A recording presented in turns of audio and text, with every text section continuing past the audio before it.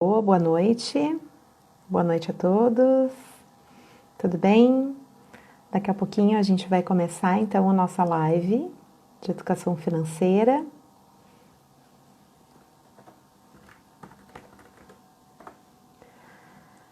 Boa noite a todos. Kleber.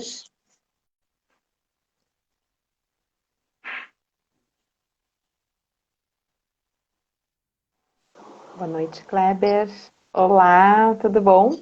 E aí, Como é Wendy, que tudo tá? bem? Tudo bom? Tudo bem, Kleber. Tudo tranquilo? Tudo Então, tranquilo.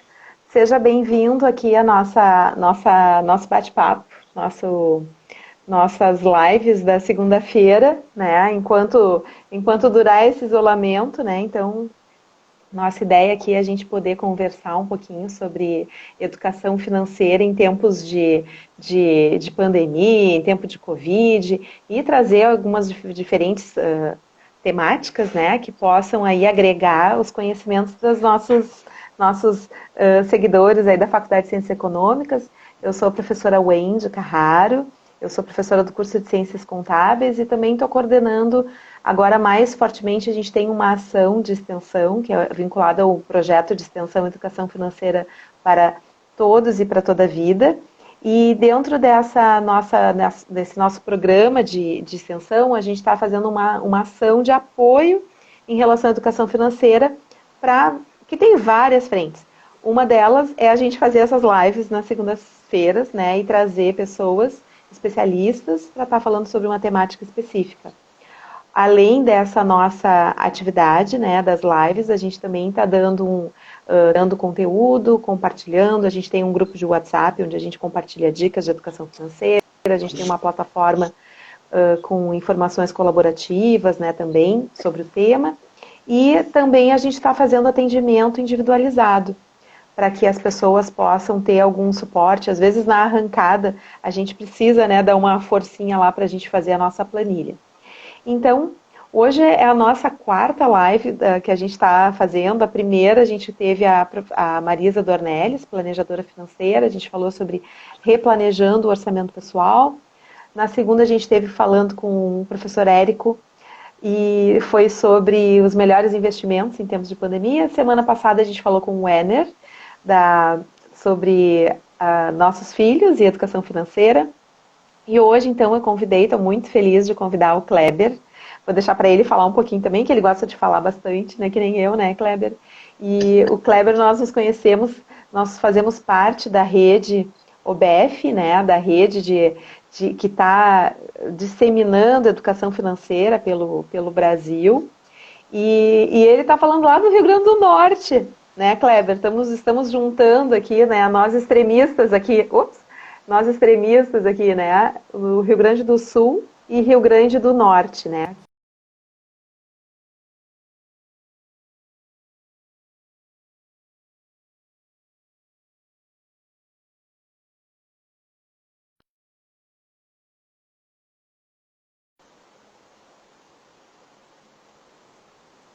Coisa aqui, aconteceu alguma coisa que deu meu telefone. Fez No Rio um Grande do zoom. Norte e no Rio Grande do Sul teve alguma interferência aí.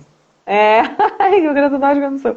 Então, deixo contigo para tu te apresentar aí para as pessoas conhecerem um pouquinho de ti. Ah, tá bom. Você tá me ouvindo bem, Wendy? Tô ouvindo bem. Ah, perfeito. Ah, tem algumas pessoas aí, Wendy, que já entraram aí, só para registrar, são aqui da universidade, aqui a UFESA, de onde eu faço parte. Que É, eu legal, vi que legal. vi Vanessa, vi o professor Moisés é o coordenador do curso de contábeis. Eu não consigo me concentrar olhando as letras, os nomes passando, mas se vai passando algumas pessoas aí, eu às vezes não vejo. Mas meu nome é Kleber, né? Eu sou professor da UFESA, Universidade Federal Rural do Semiárido, sou do curso de contabilidade e atuo junto com o Wendy, né? Nós combinamos bem, Wendy, até na roupa a gente tá aqui de vermelho, todo bonito aqui, né? Parece É que a gente verdade. combinou, não? É, não, mas a gente não combinou, Então, né? é Aham. verdade. E a gente faz parte desse projeto que começou lá pela UFPB, com o professor Wendy lá dando o start, e a gente se conheceu. E nas nossas conversas começamos a falar sobre a possibilidade de tratar alguma coisa ligada à educação financeira, voltada agora para micro e pequenos empresários, né, para pequenos empreendedores. Né. O período da pandemia fica como plano de fundo, porque hoje, como a gente está vivendo nisso, né, parece que tudo que a gente roda tem que falar um pouco do efeito da pandemia. Né. Mas esse assunto ele já é presente desde sempre. Né. Sim, exatamente. Acaba que vira um pouco o nosso sobrenome, né, para tudo que a gente tem feito. Mas é bem isso, né, Kleber? Na verdade, alguns elementos aí que a gente está agora chamando atenção, seja em relação à educação financeira pessoal, quanto à educação financeira empresarial, muito a gente tem observado que, se em tempos de normalidade já estivesse sob controle, talvez agora não estivesse tão desesperadora a situação. Né? Então, hoje a nossa ideia assim, é a gente conversar um pouquinho e, embora a gente tenha focado, a gente foque muito na educação financeira pessoal, a gente quer falar um pouco, especialmente sobre a educação financeira para o pequeno empresário. E o Kleber, ele é especialista nisso, né, Kleber? Eu queria que tu contasse um pouco como é que é a questão dos pequenos empresários na tua região, até para tu contextualizar um pouco quantas grandes empresas tem por aí, como é que são, como é que é o contexto da região de vocês, porque isso também faz uma super diferença, né? O foco que o pesquisador, o professor, enfim, está atuando e porque é importante a gente estar voltado a isso. Então, eu queria que tu contextualizasse aí para o pessoal saber como é que é e contar um pouco da tua cidade. Alguém, não vale quem te conhece, né? Mas descobrir de que cidade que tu tá falando, né? Era legal. Semana passada a gente tentou fazer isso, né? Quem descobrisse os meus colegas aí com sotaque, né? Porque eu não tenho sotaque, né, Kleber? Quem tem são vocês aí do Nordeste. É verdade, não tem nenhum. Não Os tem. gaúchos não tem. É. Bem, Então, Wendy, contigo. aqui a gente. Então eu não digo minha cidade, não, né? Não posso dizer não. Esperar alguém, ver se alguém adivinha. Então aqui Aham. na minha região, né? Eu sou da região. Eu moro na região oeste do Rio Grande do Norte, né? Na capital da região do Oeste Potiguar, né? É a minha cidade. Daqui a pouco eu falo o nome dela, gosto muito da minha cidade. E aqui na nossa região, acredito eu que não seja diferente do Brasil. Eu sempre acompanho algumas estatísticas relacionadas à microempresa e parece que quando a gente vê estatística nacional, parece muito com a nossa realidade aqui, né? Talvez o que se modifique é que em estados que tenham maior parque industrial, que tenham maior desenvolvimento, essas microempresas consigam fazer alguma associação melhor, ou pelo menos ter uma amplitude melhor de atuação. Mas já descobriram aí qual é a capital do Oeste Potiguar, Mossoró, exatamente, a Isso cidade aí, que... ó. É Né? isso aí, Então, Mossoró é região, né? Nós aqui estamos em outro, nós estamos de um lado aqui o Rio Grande do Norte é no formato de um elefante, nós estamos de um lado do elefante, de um lado do elefante na cabeça, e Natal está lá no litoral do outro lado, né? Nós não sim. temos praia na cidade, mas a 40 quilômetros daqui, 40, 50 quilômetros daqui, nós já temos praia também, né? Ah, que maravilha. É que o pessoal que está nos assistindo já pode, né? Quem vem assistindo aí, pelo menos 3 das 4 lives, a gente já está até falando assim, dando uma dica para se planejar quando tudo voltar ao normal, né? Para ir para o Nordeste, né? Porque já veio o Ceará, já veio João Pessoa, agora a gente está com Rio Grande do Norte, né? E praia, né? Então, vamos lá. É Sim. sol eu garanto, né? Não, tá Então, certo. partindo para aqui para a ideia de microempresa, então as microempresas daqui não são diferentes, né? A gente tem só que lembrar que as micro e pequenas empresas, né, elas respondem aí por grande parte do PIB, né? Algumas estatísticas vão levar de 40% a 60%, porque tudo depende da fonte onde a gente olha, mas de 40% a 60% do PIB aí vai estar com micro e pequenas empresas. Né? A empregabilidade, na mesma proporção, também a gente tem muito de empregabilidade em micro e pequena empresa. Então, o que a gente tem que começar a pensar quando a gente fala em micro e pequena, a gente tem que pensar que elas são muito importantes, embora ela seja pequena, em conjunto, elas contribuem muito para o Brasil. E eu acho que aqui cabe um tema que a gente sempre fala e está muito em voga agora, que é a empregabilidade, pessoas perdendo emprego. As micro e pequenas empresas são responsáveis por grande empregabilidade no Brasil. Então, cuidar dessas empresas, a gente está cuidando da maioria de empregos no Brasil, está cuidando de boa parte do PIB. Né? Um bom percentual do PIB é representado por micro e pequenas empresas. Então, Aqui na nossa região, a maioria são voltadas para serviços, a empregabilidade maior, o pessoal fica ocupado na área de serviços. Desse período de pandemia, é um setor que preocupa bastante as empresas, porque os serviços são os primeiros que são impactados, né? Estava assistindo ontem, eu estou prestando atenção agora, todo jornal que eu assisto, eu olho como é que está o cabelo das pessoas, né? E os cabelos não estão ficando cortados. Dos homens, normalmente eu olho homens, porque mulher não tem como identificar se ela cortou ou não, mas homem tem, normalmente ele fica com o cabelo cortado. E o pessoal não está querendo ir, por exemplo, para cabeleireiro, não está querendo ir para salão de beleza. Muitos serviços que são normalmente voltados para micro e pequenas empresas, as pessoas não estão procurando nesse período. Sim, elas estão deixando prestação de serviço é interessante, que se a gente passar 3 meses sem cortar cabelo, quando voltar tudo normal, esperando que tudo volte ao normal, a pessoa não vai cortar o cabelo 3 vezes, ele só vai cortar uma. Sim, então o faturamento perde 3, mas quando voltar só volta 1.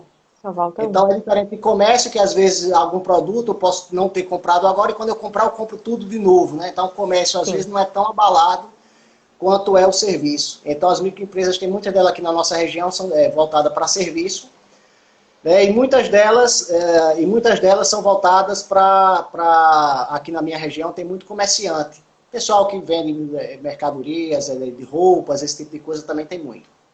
Sim, que não é diferente do resto do Brasil, né, Kleber? Não é diferente do que acontece, né? E é que é mais concentrado. E dentro desse nosso contexto, né, quando a gente fala de informação financeira para o pequeno empresário, né, como é que a gente pode reforçar essa informação e que muitas vezes ele até acaba se confundindo um pouco, né? Tu pode até nessa tua fala falar sobre essa questão de pessoa física, pessoa jurídica e como é importante gerenciar essa informação financeira, seja do seu negócio, seja para si, né, para o seu uso, para sua família. Como que tu vê isso e como que vocês têm alertado, né? Porque depois, mais adiante, tu vai falar aí das ações que vocês estão fazendo, né?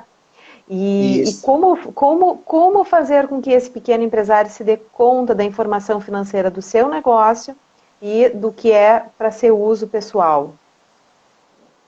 Certo. Antes de ingressar na universidade, hoje eu estou na academia, né? Estou na universidade.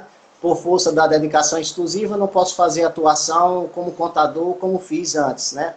Mas antes eu passei, 10 anos trabalhando com escritório de contabilidade, atendendo a grande demanda da nossa região, são de micro e pequenas empresas. Então esse era o portfólio de clientes que eu tinha, na época era de micro e pequeno. E durante o período em que eu estava atuando como contador, também me credenciei no Sebrae para fazer atuação para atendimento de micro e pequenas empresas, seja em consultoria, seja em instrutoria, que é assim que o Sebrae faz a divisão. Sim. Então, hora eu estava fazendo algum treinamento com micro e pequenos empresários, que eu achava muito bom, porque era um momento que eu identificava algumas fragilidades de conhecimento, tinha alguns retornos com relação a rotinas de como eles trabalhavam. Às vezes não é o que a gente diz na academia, mas que funciona lá no negócio deles, e eu aprendia muito também. E também consultoria, que é quando a gente faz a intervenção local. A gente vai até a microempresa e atende, né? E a gente pôde observar, né, desse período, que é muito comum para quem é micro, e até mesmo para quem é pequeno, fazer a separação do que é dele e do que é da empresa. Sim. A grande dificuldade disso, vamos imaginar a seguinte situação: eu sou funcionário, sou um garçom de um restaurante. Fui demitido, por exemplo, já tem algum tempo, fui demitido ou resolvi sair, peguei meu fundo de garantia e a única coisa que eu sei fazer na vida é trabalhar com restaurante, porque foi essa a minha experiência. O normal é que a pessoa abra um restaurante. Claro. Ou uma marmitaria, ou alguma coisa na área de alimentação, porque é o que ela sabe fazer, né? O que ela sabe, entende, né? Acredita que entende. Só que é diferente você ser funcionário de você ser empresário.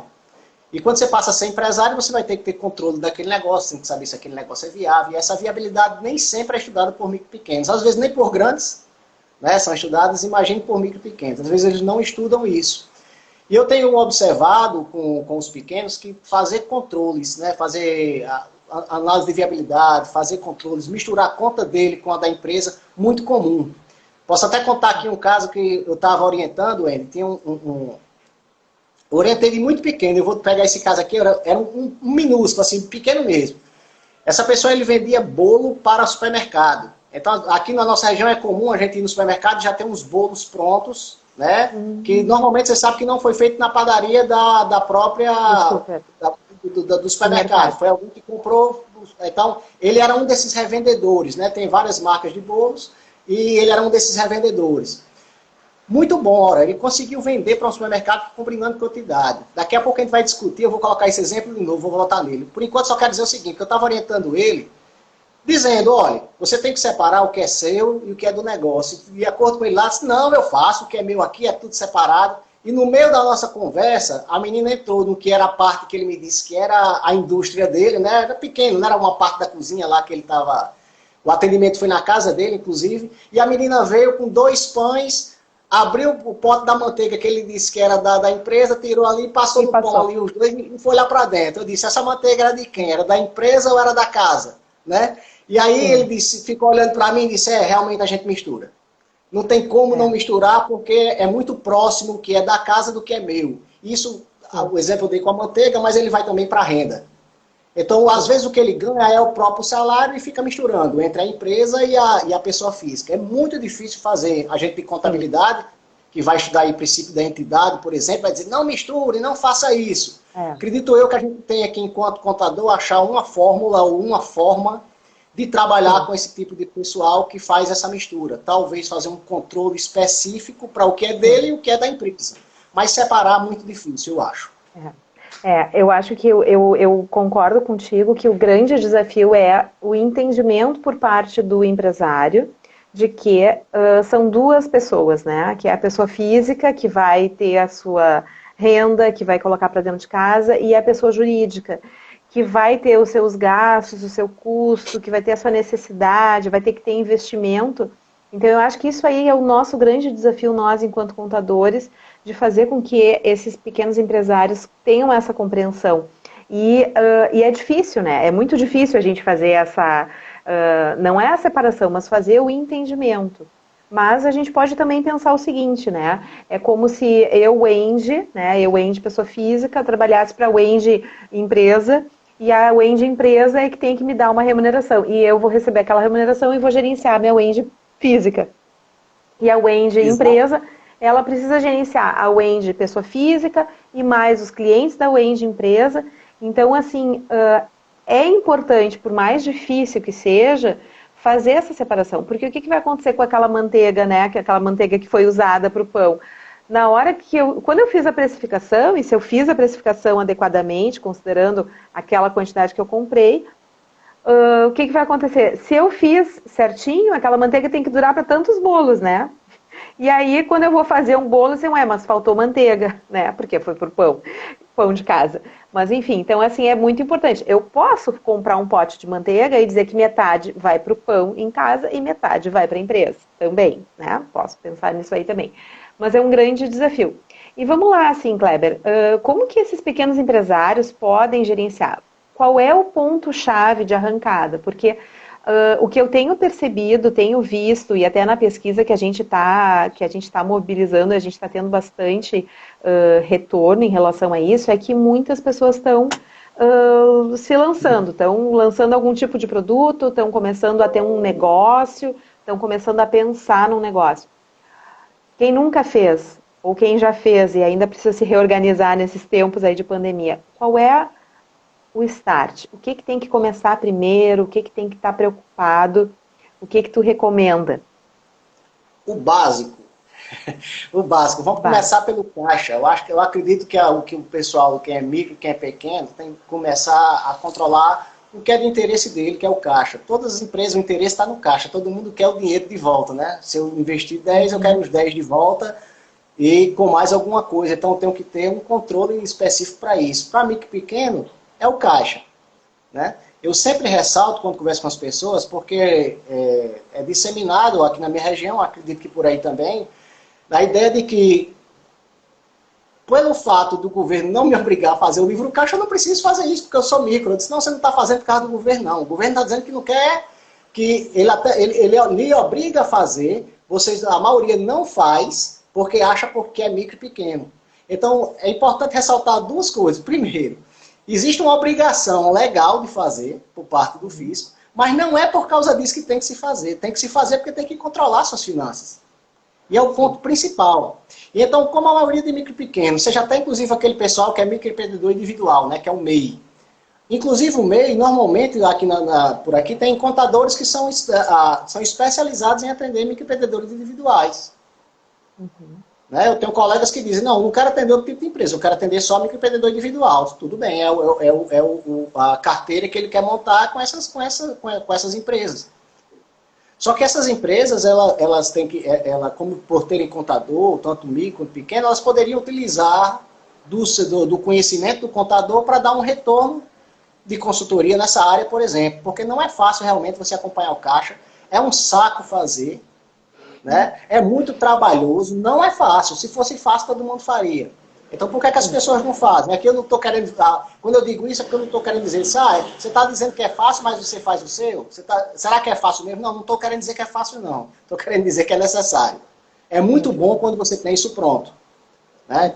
Então, a gente poderia utilizar contadores para isso, e focando na sua pergunta mesmo, seria caixa. É fazer o caixa, que é o básico, porque a partir dele a gente consegue os demais. Sim. Inclusive, Wendy, tem uma solução que eu fiz para uma loja, eram duas na realidade, eu fiz para uma empresa uma solução que era uma planilha simples, planilha de Excel simples. Né? Uma planilhinha, ela tinha lá computador e a solução para ela teve que ser dessa forma, porque ela não tinha recursos para comprar um sistema, etc, etc. A gente fez uma planilhinha e naquela planilha ela contava tudo que ela fazia para ela, o que era para a empresa, e ali a gente conseguia separar. Ela poderia até gastar tudo misturado, colocando tudo no mesmo caixa, mas através daquela planilhinha, no final do mês, a gente tinha um controle. Em outra live, eu tentei até falar para o pessoal, não cheguei no fim, mas eu criei uma continha, Wendy, chamada Descontrole Operacional. O que era isso? Era quando chegava o fim do dia, eu ia fechar o caixa com ela, né? Isso a gente fazia por telefone através do Dropbox na época. Se tivesse essas tecnologias que a gente tem hoje, era bem mais fácil, né? E a gente fazia por Dropbox na época, ela atualizava a planilha lá e orientava, e às vezes, por exemplo, ela consumiu R$ 1.000 no dia, chegava no fim do dia, ela não sabia o que era 800. Aí eu dizia assim, bom, você teve 80% de descontrole operacional. E quando, nas próximas ligações eu fazia, já começava a ligação assim, quanto é que está de descontrole hoje? Boa, e ela ficou com medo, né? Você está descontrolada quanto hoje? E sempre começava por isso, e talvez psicologicamente tenha funcionado no seguinte sentido, ela começou a tentar não ser descontrolada para mim. Muito bom, disse, boa estratégia. Só faltou 40, eu não sei de que é esses 40, mas eu vou achar. Era preocupada para diminuir. Não, gostei dessa estratégia. Bem boa essa estratégia.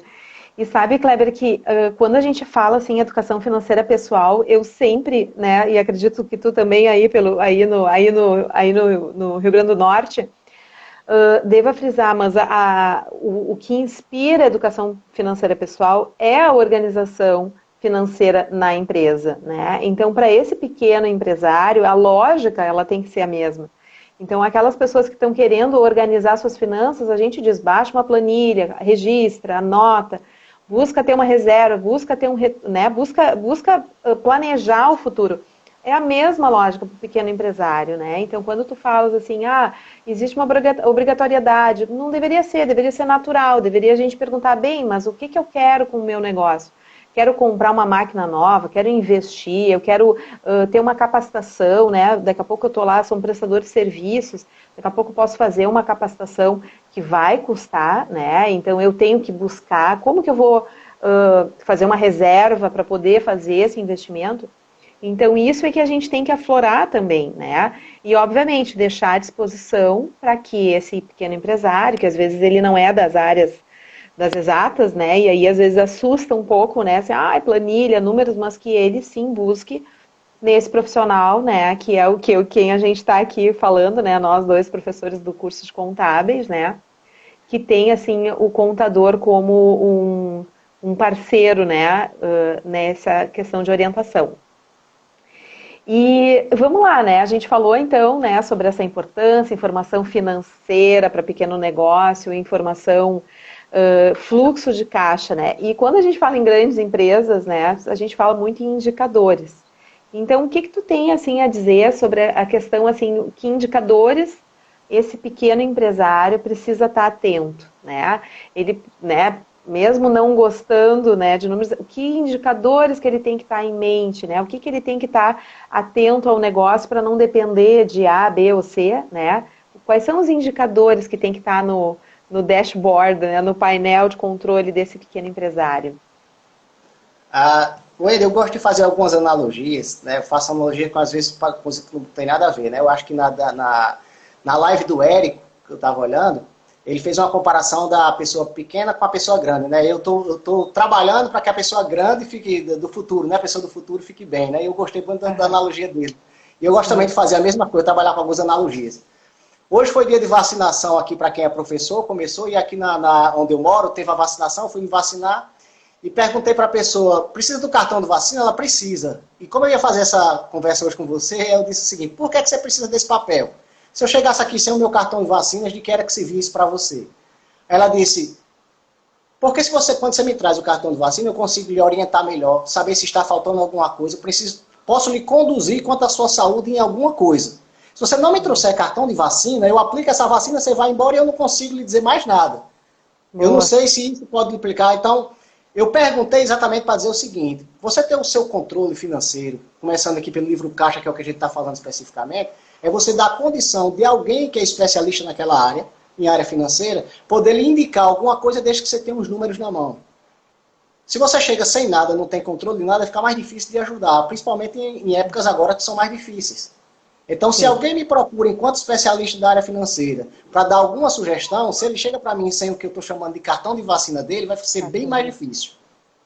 Sim. Então, indicadores que eles teriam caso tivesse tudo registrado, caso tivesse tudo direitinho. O que é que eu aconselho que as empresas procurem ter? Né? Então, se algum microempresário chegar a assistir essa live, se tiver alguém assistindo agora esse vídeo, vamos pensar. Quando eu compro uma mercadoria, quanto tempo ela passa na minha loja?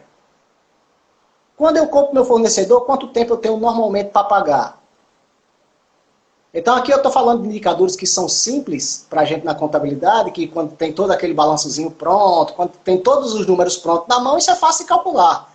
O problema é que na prática esses números não estão à disposição, aqui, assim como estão na academia, que a gente já deixa ali tudo pronto para o aluno responder. Na prática a gente tem que montar esses números, tem que criar esses números, tem que gerar esses números dentro da empresa. E aí, por exemplo, prazo médio de renovação de estoque, prazo médio de pagamento de vendas, quanto tempo eu financio meus clientes? Esses três indicadores, saber quanto tempo a mercadoria passa em média no estoque, quanto tempo eu tenho para pagar fornecedor e quanto tempo eu tenho para receber de clientes, já dá uma dimensão muito grande da falta de dinheiro que normalmente o micro e pequeno empresário ele passa todo mês. Se você encontrar um microempresário, ele vai dizer, estou aqui correndo porque tem que fechar o mês, tem a folha amanhã, não tenho dinheiro, tenho que correr, estou cobrando, tenho que cobrar alguém, então são prazos. Normalmente, micro e pequeno empresário está correndo todo dia atrás de prazo. Mas isso é perfeitamente normal, porque eles são negócios de alta liquidez. Ele compra hoje para vender amanhã, porque tem que entrar no caixa e o negócio é muito rápido. Foi o que aconteceu agora com esse período de pandemia. Freou. Ele nem está vendendo, nem está comprando e nem sabe quando vai receber. Porque os clientes dele estão com dificuldade.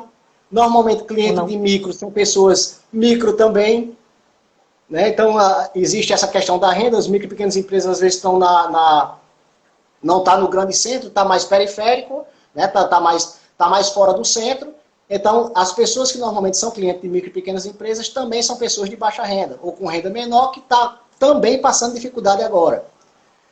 Então veja, o que é que eu posso fazer? Porque se é de pandemia eu não poderia fazer nada em tese. Mas eu posso começar a pensar em algumas estratégias dentro dessa realidade. Até porque se eu tenho números na mão, um especialista pode me dar alguma ideia. Vá por aqui, vá por acolá. Né? Sim. Então essa é a ideia. E que estratégias que tu acha que tu acha não, que estratégias são recomendadas, né, para poder acertar o melhor possível, especialmente agora nesse momento, né? O pessoal, por exemplo, o governo fez adiamento de prazos, né? Adiou prazos, dilação no prazo para pagamento de impostos, criou a possibilidade de você demitir um funcionário, uma parte do funcionário, né? Tipo 70%, 30% da carga horária dele, você faz você não demite, você apenas reduz a carga horária, com isso reduz salário, e aí uma parte é pago com seguro-desemprego. Você tem a possibilidade de pegar financiamentos em BNDES, por exemplo, que o governo aí lançou 40 bilhões de recursos para isso. Então, quais estratégias eu posso utilizar voltadas especificamente para a parte financeira, tendo em vista que eu tenho a possibilidade de não demitir meu funcionário, eu apenas reduzir a sua jornada de trabalho. Eu também posso pedir dinheiro emprestado para pagar a folha de pagamento. Eu também posso pedir dinheiro emprestado, independente de qualquer coisa desse tipo, para poder financiar tal período. Então, tem que parar para pensar. Cada caso é um caso e não dá para aqui para fazer uma fórmula. Só, olha, calcule isso, não demita tantos funcionários. Se você tiver 2, não demito nenhum. Então, tem que ver cada caso. Vai ter casos que precisam função demitir, vai ter casos que não precisaria demitir, né? E para aqueles que acham que não precisam ter controle, que não enfrenta isso, normalmente o que eu vejo de micro e pequeno vendendo a sua carteira, né, no longo prazo, do tipo, eu vendo para 30 e 60, mas recebo o dinheiro amanhã, porque o banco me dá, mas para isso ele tem com juros. Então nem sempre eu preciso fazer isso. Mas adotei estratégia, porque quando o cara da maquininha me trouxe, me disse que o banco já adiantava meu dinheiro, como eu já estou vendo o dinheiro logo, eu já acho bom. E aí nem sempre essa é a melhor estratégia. Então nem sempre isso funciona para todo mundo. Nas minhas visitas, identifiquei alguns casos em que a pessoa não precisava estar fazendo aquilo. Mas por que você faz? Porque minha vizinha faz, todo mundo faz, e o homem da maquininha disse que eu fizesse. Sim. Mas para o negócio dele não era muito viável. Não, exatamente, essa falta de possibilidade até de poder trocar ideia, né, com alguém que esteja acompanhando o próprio negócio, isso eu percebo que é a grande falha, né, a grande falha de poder trocar ideias de o que eu posso fazer para o meu negócio. Então, por exemplo, estratégias em relação ao caixa, como que eu posso fazer o melhor gerenciamento disso? E a gente está falando aqui de pequenos negócios, né, não só ver e pensar que isso só grandes empresas fazem. Não, pequenas empresas precisam fazer. Que estratégias eu posso para gerenciar o meu estoque, né? Agora, especialmente nesses tempos, né, em que os prazos estão cada vez mais difíceis, né, da gente de se poder negociar, e especialmente do contas a receber. Não sei se tu tem alguma coisa, algumas dicas aí para passar para as pessoas. Às vezes as pessoas conhecem alguém, um pequeno empresário, que às vezes acaba não se dando conta também, né, de que poderia fazer algum tipo de estratégia que as grandes fazem, mas que também os pequenos podem fazer, né? E assim com fornecedores, né? Então, assim, exemplos, se tu puder nos citar, assim, para caixa, para estoque, para contas a receber e para fornecedor, assim, diretamente. Como que a gente pode gerenciar? Essas são as 4 continhas que quando eu entro dentro de qualquer micro e pequena empresa, são as perguntas que eu faço. Como é que está o caixa, estoque, quantos a receber, quantos a pagar? Pergunto isso e normalmente tem uma boa dimensão do que é aquele negócio. Sim. Então, Wendy,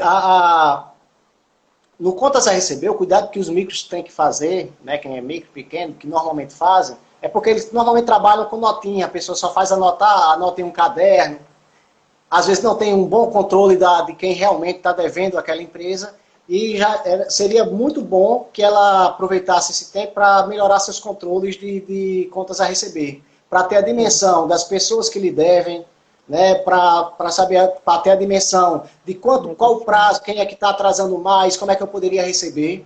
Posso dar desconto naquela pessoa que está atrasada, não tem o dinheiro todo, mas se eu desse um desconto, talvez ela me pagaria nesse tempo. Porque o tempo está difícil para todo mundo, eu lhe devo 100, mas você pode dizer, Kleber, olha, você me deve 100, mas vamos ao seguinte, se você me pagar com 80 agora, pelo momento, pelo que a gente está vivendo, já está bom. Será que isso é viável ou não? Possa ser que isso seja uma das decisões a serem tomadas. É para todo mundo fazer isso? Não é para todo mundo fazer isso. Mas possa ser que em algum caso isso seja viável.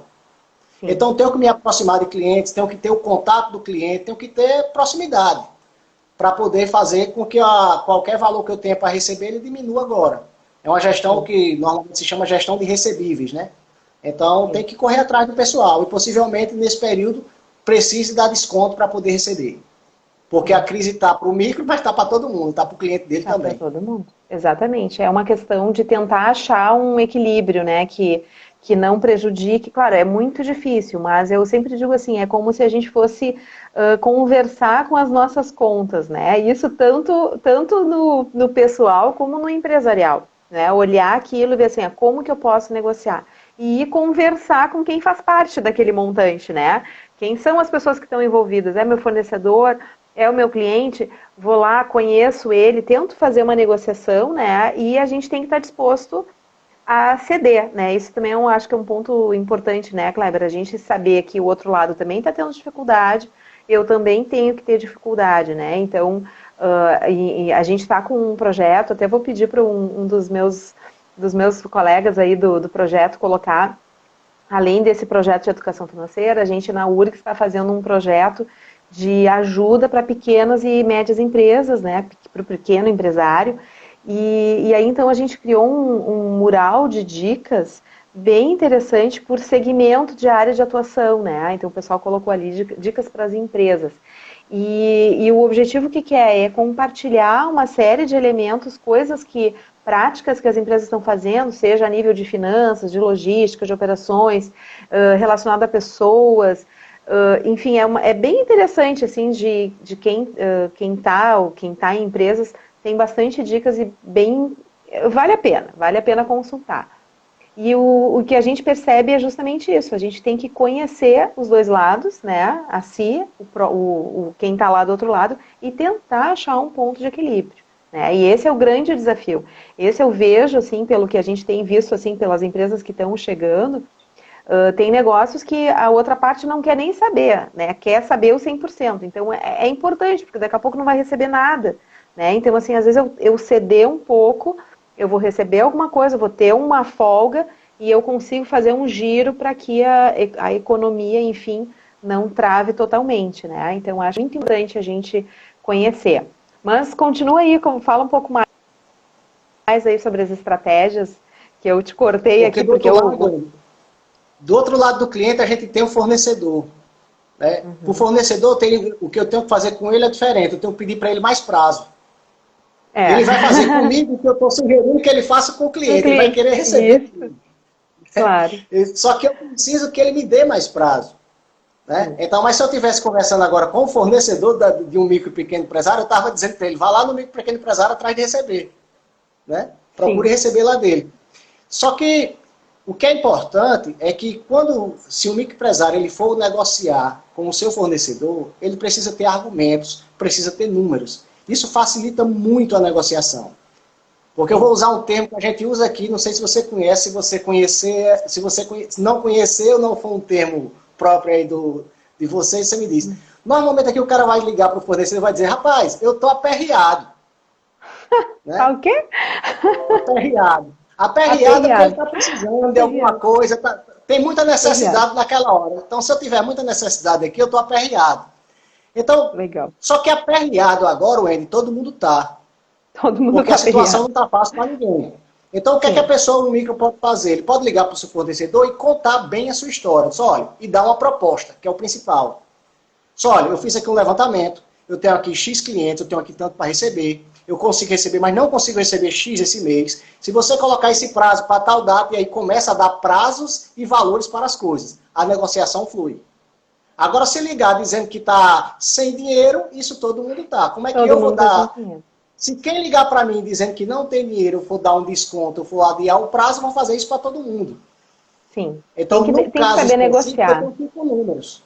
Então, se eu tiver números para conversar com o fornecedor, mais fácil. O mesmo vale para o banco.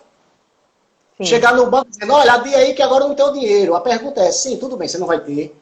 Você vai ter quando? Aí eu posso te dar um prazo. Olha, se você permanecer com tanto de juros em tal prazo, e aí começa uma negociação com números. Sim. É o que falta para mim pequeno. Normalmente ele pede sem ter informação. Quando se pede sem ter informação, você se torna mais arriscado. Se você se torna mais arriscado, você se torna mais caro. Então eu vou cobrar mais de você. Sim. Exatamente. Então, sempre tem que ter juros mais altos para micro e pequeno, porque normalmente eles têm pouca informação. Se torna arriscado, sem ser. Muito arriscado.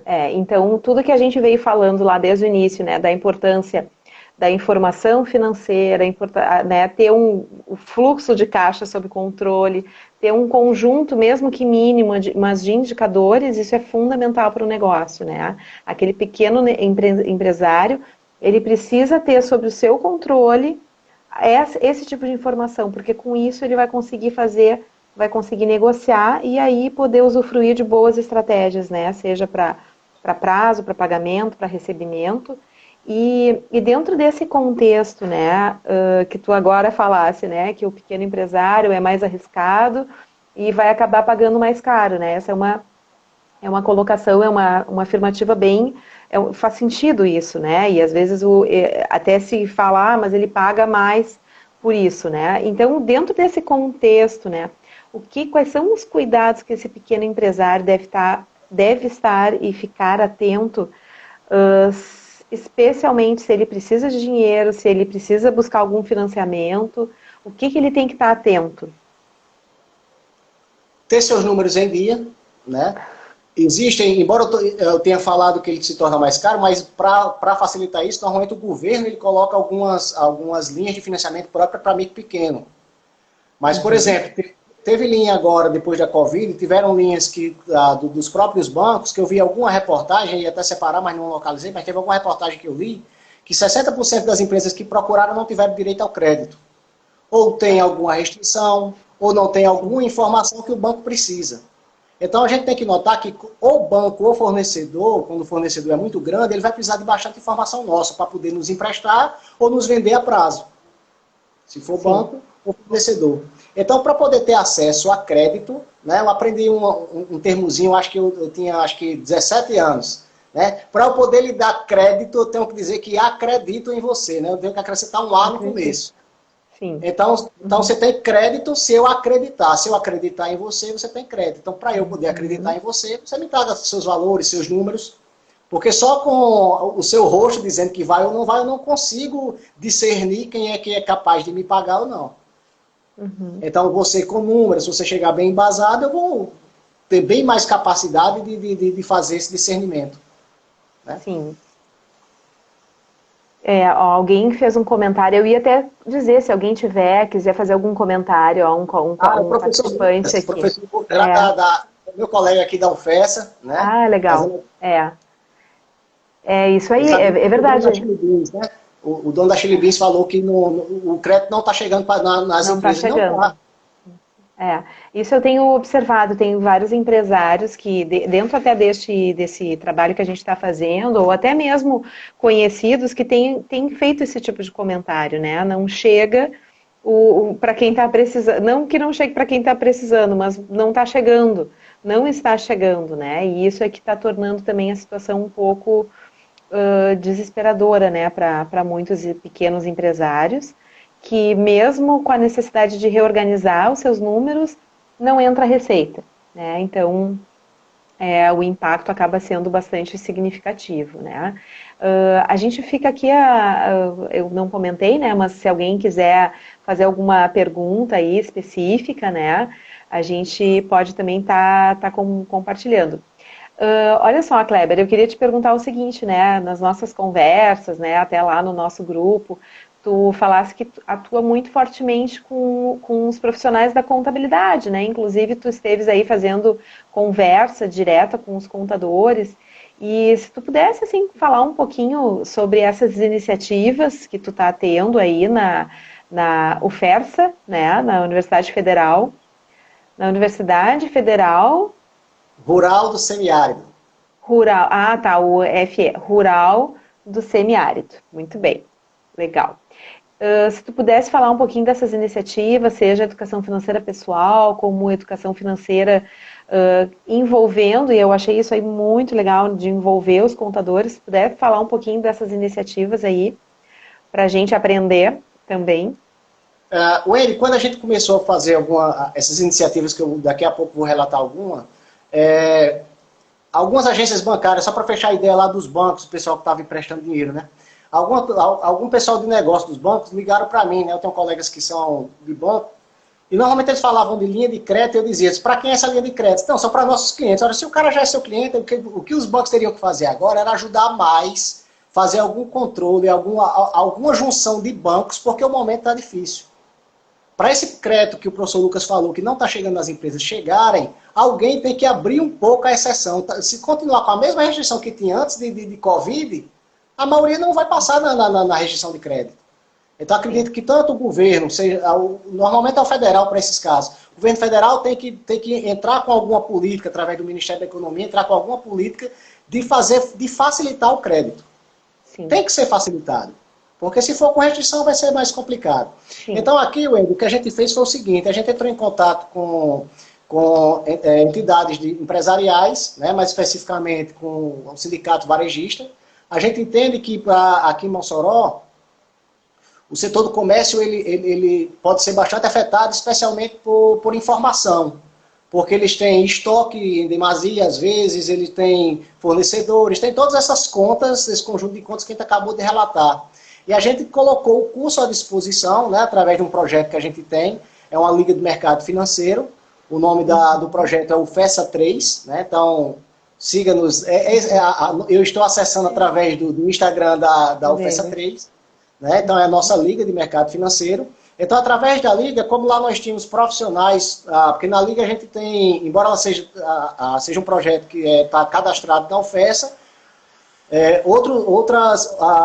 alguns membros são de outras instituições. Nós temos membros da UERN, que é a Universidade do Estado do Rio Grande do Norte, que também tem aqui em Mossoró, Faculdade Católica e outras faculdades que a gente tem, juntando esforços no sentido de apoiar e ter atividade com os alunos.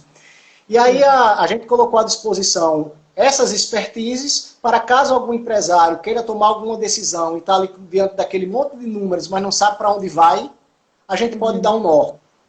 O que a gente tem conseguido ainda até agora são algumas ligações, um ou outro liga, tirando uma dúvida, mas normalmente o que eles, para minha felicidade, o que alguns dizem, entendi, então eu vou falar com o meu contador e resolvo isso. Pronto, perfeito. É a melhor pessoa que você poderia procurar, é seu contador. Então a gente coloca à disposição, tira ali alguma dúvida rápida, e caso alguém precise, a gente faz um atendimento assim como a gente faz online, né? A gente pode fazer um atendimento online. E aí, nesse caso, a gente pode, essa é uma das iniciativas que a gente tem, né? A gente tem aqui na UFESA também um projeto da professora Luciana Batista, que é um projeto voltado, o nome do projeto é O Custo do Seu Negócio. E ela calcula custo, negócio, trabalhando na parte de estratégia, então ela tem uma equipe para isso também, para atender micro e pequeno também. Né? E nós temos a empresa Júnior, que é a nossa aqui é a Contabilize Júnior, e o pessoal está trabalhando, inclusive agora, independente de estar parado, de estar sem essas atividades acadêmicas, o pessoal da empresa Júnior também trabalha. E nós da Liga estamos a pleno vapor, né, com várias informações que estão para chegar novos aí. O professor Lucas é coordenador junto comigo lá do projeto, está aqui acompanhando na live para saber se está tudo direitinho. Que legal. Vocês atendem só empresas da região ou também chegam de outros estados, outras cidades? Como é que tem sido? A gente expandiu, tem uma cidade próxima aqui, o nome da cidade é Patu, né? E a gente falou com a Câmara de Dirigentes Logística, né? Com o CDL de lá, né, para fazer a mesma iniciativa. A gente prefere fazer sempre por meio dessas entidades, porque elas têm a mala direta dos empresários e talvez chegue mais fácil. Mas o atendimento pode ser para qualquer pessoa. A gente atende, entende a demanda, e aí a partir daí a gente vê se a gente consegue, dentro das possibilidades, ajudar. Mas nós temos pessoas que têm total capacidade de atender micro e pequena. A gente fala sempre micro e pequena, porque normalmente quando você parte de pequena mais ou menos para média, normalmente ela já tem o pessoal, já tem a equipe, já tem o pessoal do financeiro, já tem quem dê um suporte melhor. Mas micro e pequena normalmente não tem, a pessoa pensa sozinho, né? E Kleber, como é que a pessoa chega em vocês? Porque, por exemplo, eu passei ali o mural do nosso projeto, né? Que nós não estamos concorrendo, nós estamos complementando uma super necessidade que a gente vê, né? Nós, enquanto universidade pública, né, de qualidade, eu acho que é bacana. Como é que o pessoal pode chegar no teu projeto? Não sei se alguém aí que está acompanhando pode colocar o link também, ou passa para nós assim, como é que chega para ter esse atendimento com vocês. O atendimento a gente faz, né? Porque como o estudo contato tem que ser via web, né? Porque nós temos aqui na UFESA, nós temos o Núcleo de Práticas Contábeis, que é o local onde a gente concentra todas as atividades do curso. Entendi. Então, quando tiver presencial, esse atendimento poderá ser feito se a gente continuar com o projeto pós-Covid, porque essa não era uma proposta inicial da Liga. Ela surgiu em virtude da situação, né? A gente resolveu fazer. Mas a gente tem no presencial e no virtual a gente atende pelo e-mail, né? O fessa3@ufessa.edu.br ou por meio do Instagram. Pode passar uma mensagem no Instagram e a gente... Claro, direto pelo Instagram que você está falando. Daí a gente começa os contatos, passa uma mensagem, tem um interesse, como é que eu faço? Aí a gente começa, passa um WhatsApp, e aí começa. Aí a gente não tem restrição. Depois disso não tem restrição. Né? Não, legal. Legal, Kleber. Eu acho da demanda, diz, olha, eu sou uma microempresa, eu trabalho com tal atividade, faço isso, minha dúvida é mais ou menos por aqui, vocês podem me ajudar, tal, entre em contato com esse número, eu ligo, não tem problema, e a gente... Legal.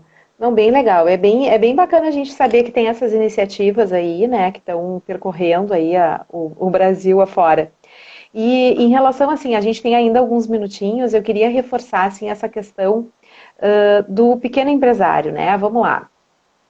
Repassando e reforçando, né? Como fazer com que o pequeno empresário, aquele que já está atuando ou aquele que talvez esteja começando a pensar em alguma coisa, tá, Kleber? Porque tá bem crescente. Eu estava te comentando da pesquisa, tem muitas pessoas que ou tiveram suspensão de trabalho, ou foram demitidas, e elas efetivamente estão pensando em montar e fazer alguma coisa, né? O que tu recomenda para que, principalmente para esse que está iniciando, né? Como que tu recomenda, que passos ele deve dar até para buscar um contador parceiro? O que vocês recomendariam, né? O que tu recomendaria nesse sentido? Esse cara que está querendo agora ser um pequeno empresário, fazer um pequeno negócio, mas começar com o pé direito. Wendy, a sua pergunta ela é bem difícil de responder, mas interessante, muito interessante, né? Porque para o período está muito complicado quem quer começar.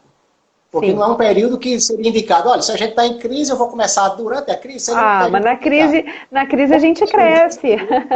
Uhum. Não, porém o desemprego leva as pessoas a empreenderem, porque normalmente aqui no Brasil o nosso empreendimento normalmente é por necessidade, infelizmente não é por oportunidade, né? E aí, o que é que acontece que eu acho que para mim que pequeno tem que pensar bem. Muitas pessoas que faziam venda presencial vão começar a ter concorrentes online, porque as pessoas vão começar a fazer vendas online, começar a vender aqui pelo Instagram, começar a vender pelo WhatsApp. E pessoas que não eram meus concorrentes vão passar a ser, porque talvez seja a única fonte de renda que dá para se fazer agora. Então, tanto é uma questão para quem está entrando, para quem está entrando é muito difícil agora. A indicação é, estude bem o que você vai fazer, principalmente se for empregar capital. Se você for empregar qualquer capital, tem que ter muito cuidado. Porque você pode perder tudo agora, né? Sim. Então, se for empreender, todos esses conselhos relacionados a você ter indicadores, ver viabilidade do negócio, deve ser procurado. Se conseguir procurar um especialista antes de tomar essa decisão, melhor ainda. Porque normalmente, se for muito micro, ele vai pegar algum rendimento que ele deve ter recebido agora aí de seguro-desemprego, ou saldo do emprego, receber algum FGTS, quero empreender, quero fazer alguma coisa que eu não quero estar parado. Bom, tudo bem, vamos analisar a viabilidade desse negócio? E uma sugestão que eu sempre dou, Wender, não se apaixone pelo negócio. O que é se apaixonar? É porque a pessoa pensa no negócio, se apaixona, você diz, ele não presta, ele não é viável, mas eu gosto, e vai ficar assim mesmo. E acaba quebrando a cara lá na frente, entendeu? E tem pessoas que se apaixonam mesmo pelo negócio. Sim. Todos os indicativos me dizem que é uma coisa que não presta, né? Sim. Mas a pessoa se apaixonou e tudo para ela é lindo e acabou se... Então não se apaixone pelo negócio. Confie mais nos números, confie mais em algum especialista, caso ele procure, e acredite nas análises de viabilidade. Obviamente tem a intuição da pessoa que às vezes conta, né? Que é importante também, mas leve em consideração tanto a intuição quanto os números. Os números, né? Isso. Não, eu gosto dessas analogias aí que tu tá colocando, né? É importante mesmo. E essa cautela, ela é bastante necessária, né? Então, esse controle, ter as suas planilhas, né? Às vezes não é só uma planilha, é fazer um conjunto de planilhas e pedir um suporte, um apoio, né? E aí vocês estão vendo aí que que tem onde a gente pedir ajuda, né? Enfim, né? Nem que seja para uma arrancada, a gente consegue contar. Eu fiquei curiosa com uma coisa, Kleber, tu falasse lá no início, né? Tu falasse da história da manteiga. E que tu ia falar mais uma coisa mais adiante. A gente acaba, mesmo que a gente faça o nosso roteirinho, assim, né? Porque daqui a pouco acaba o tempo, né? Eu fiquei curiosa, quando é que tu ia contar de novo da história da Como é manteiga que dá tempo? Da outra vez eu Nós passei temos direto. ainda, nós temos 5 minutos. Temos 5 minutos. Não, tá perfeito. O que eu ia falar do caso da manteiga é porque ele era um caso bem legal de se falar quando a gente quando estava falando das estratégias, porque pelo seguinte, ele vendia bolo para o supermercado. O supermercado Tá. é grande, o supermercado ditava para ele quando ia pagar e como era que ia Ah, pagar. Ele dizia, olha, eu só compro esse bolo, se for por tanto, dizia o preço, e vou lhe sim. pagar com X dias. Ai, Então, o supermercado era muito forte em cima do micro. Por outro lado, quem vai comprar o bolo lá, o cliente, chegava lá, seu fulano, eu quero eu comprar quero seu bolo. bolo, agora tem como fazer para 30 dias? Então, o cliente, de um lado, para ele poder vender, pede mais prazo para ele e o fornecedor não dá prazo. E onde ele ia comprar, eu disse, e onde é que o senhor compra a manteiga? Não, compra aqui do supermercado tal. Ele lhe dá prazo? Não, tem que pagar na hora. E onde é que o senhor compra a farinha de trigo? Onde é que o senhor compra? Então, ele sofria pressão de todos os lados. Dos fornecedores. E Sim. normalmente, micro e pequena empresa é assim. Ela sofre pressão de todos os lados. Do lado do Sim. fornecedor, do lado do cliente, de todos os lados. Sim. E do lado do banco, que às vezes se aproveita da fragilidade dele, né? E aí a pessoa está aperreada ali por dinheiro e acaba Sim. que... E uma Ou das coisas que eu seja, poderia dizer que tivesse um cuidadinho, que às vezes leva dinheiro de microempresário, que eu acho ruim, às vezes quando leva sem precisão, é quando eles estão vendendo com aquelas taxinhas. Isso aqui não é pequenininha. a taxa da maquineta que ele desconta de mim, não sei o que e tal, quando a pessoa está vendendo. Na realidade, a pessoa está só antecipando o que tinha para Sim. receber há 30 dias, recebe antes, nem sempre isso é preciso. Então, Sim. uma parte da sua rendazinha, um percentualzinho está sendo perdido, quando podia estar Sim. sendo ganho. Né? Sim. Então, às vezes, ter uma orientação profissional é bom por causa disso, para isso. Né? É. Ou seja, o cara que quer começar um negócio, né? Começar e continuar, né? Vamos ser bem sinceros, né? Ele não pode achar que a vida vai ser um assim, ah, não, tá tudo bem, tá tudo sob controle, né? A gente tem que a gente tem que considerar que assim vai ser uma dinamicidade e que ele vai ter que se envolver muito com o seu negócio, né? Vai ter que Sim, buscar sim. parceiros, vai ter que estar atuando, vai ter que ter indicadores. Isso independente, quando a gente leva isso para a educação pessoal daquele empresário, né? Ele vai ter sob controle aquilo que efetivamente ele ganhou e vai conseguir ter sucesso naquele negócio dele. Então, essa organização, que eu acho que é o nosso ponto-chave aqui, né? Para quem é um pequeno empresário, e que se a gente se refletir que esse pequeno negócio depois ele vai virar uma super indústria de bolos, ela começando pequena organizadamente e sob controle, ela vai se multiplicar, né? Esse controle bem feito, ela vai crescer junto, né? E o descontrole também. Adorei a dica do descontrole. Vou começar a perguntar isso. Assim, aí como é que tá o descontrole? Ah, tá legal, tá descontrolado. E Eu tenho a planilha, viu, Ed? ó, então vamos fazer umas compartilhamentos, vamos colocar lá no nosso mural. Se alguém da minha equipe aí puder colocar o link da nossa plataforma colaborativa, a gente fez um Padlet, que é um mural de dicas de educação financeira, né? A gente já está indo agora mais ou menos para o final, vou só fazer um fechamento, vou deixar contigo aí algumas palavras finais. A gente, dentro desse nosso projeto de extensão, né, como eu tinha falado no início, a ideia é a gente disseminar a educação financeira. Assim como vocês, nós tínhamos muitas atividades presenciais, né? Porque o presencial é bacana, olho no olho, a gente conversar com as pessoas, mas tudo isso ficou em stand-by. Então a gente converteu e foi muito legal, porque eu nunca imaginei estar fazendo lives, né? Assim, e muito legal a gente poder estar conversando até com os colegas da rede, né? E vendo o que está acontecendo no resto do Brasil. E então essa foi uma das ações que a gente está tendo, então as lives, eu te agradeço muito a tua colaboração, agradeço a todos, né, fiquem antenados aí nas próximas lives e deixo contigo dar uma despedida e dar um recado final aí pro pessoal, e aí se cair, caiu, eu te aviso os segundos. Obrigada, viu, Kleber? Não, só agradecer também, Wender, assim, o seu convite. Eu gosto de falar dessa temática, né, o que a gente trabalha bastante aqui na região, né, dizer para as pessoas que nós daqui da UFESA, não posso falar por toda a universidade, mas acredito que seja a mesma coisa, nós somos sempre abertos a atender a comunidade, né, na nossa área, especificamente falando, né, na área financeira. Nós gostamos de trabalhar com isso, quando fazemos atendimentos, gostamos de fazer. E vou deixar aqui, Wendy, ao invés de fazer afirmações, vou deixar algumas perguntas para caso algum microempresário ou algum contador aqui queira fazer. 3 minutos? 30 segundos. 30 segundos.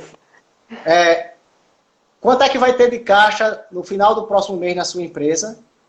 Né? Qual